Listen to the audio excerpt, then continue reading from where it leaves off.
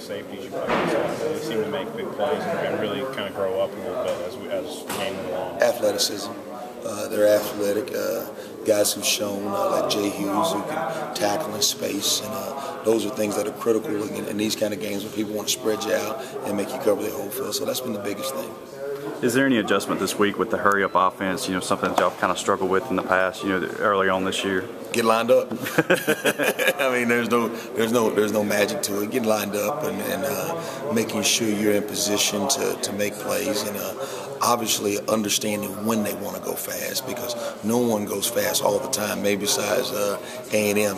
At some point, they want to get into a good play, and we've got to be able to systematically get lined up and communicate the call and go play. Does that disrupt your substitution patterns at all? Well, yes and no. You know, you kind of want to always go in with the right matchups. You know, most offenses are going to get their best personnel on the field, and you want to get your best matchups. Obviously, situations dictate that. You know, if it's 4th and 1, obviously they may have a personnel change, which allows you to make your personnel changes. How much has their offense really changed this year with Hugh Freeze taking over? You know, just completely changing the personnel, style of offense, and everything. Well, they're similar but different. I mean, you know, they're still getting their key guys on the field and getting their key guy touches. Obviously, a guy who wasn't there a year ago was Bo Wallace. But you look at Brunetti, you look at Mackey, you look at some of the guys they've had there in the past. They're still finding ways to get those guys touches and get them touches in ways that they can utilize them the best. So, you know, in certain ways they're different, but they're very similar in a lot of ways also.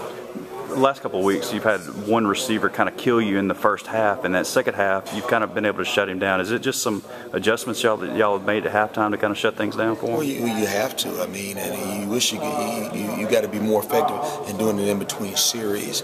And you know, every week we see something a little new than what we thought we saw the week before.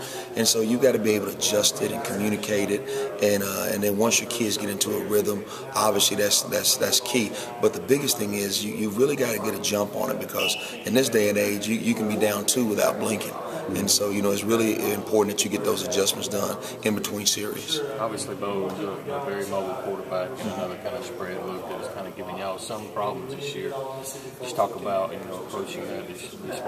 Getting lined up. You know, that's the biggest thing. Being able to communicate across the board, getting your adjustments done correctly across the board, and being able to, when they look, we look. You know, obviously they want to be in the perfect offense, and we want to be in the defense that matches it. So, you know, that just means you got to get lined up, get set, and have great communication across the board on your defense. How much does it help with the adjustments with Jay playing so well of late and adding him to the mix? It's been great. You know, Jay's not only an athletic kid, he's a smart guy. He's a guy who can go back there and get things adjusted. He understands concepts, and the biggest thing is he can tackle in space. And when you play spread teams, you've got to have guys that can tackle in space. It seems like as a defensive coach that this would be one of the kind of hardest type of games, because it's out of your hands sometimes, because they're moving so fast you can't call your thing. I mean, do you have to rely more on Cam than you even would normally? Well, absolutely. You've got to be able to get your guys lined up, and you've got to get them in position to make plays.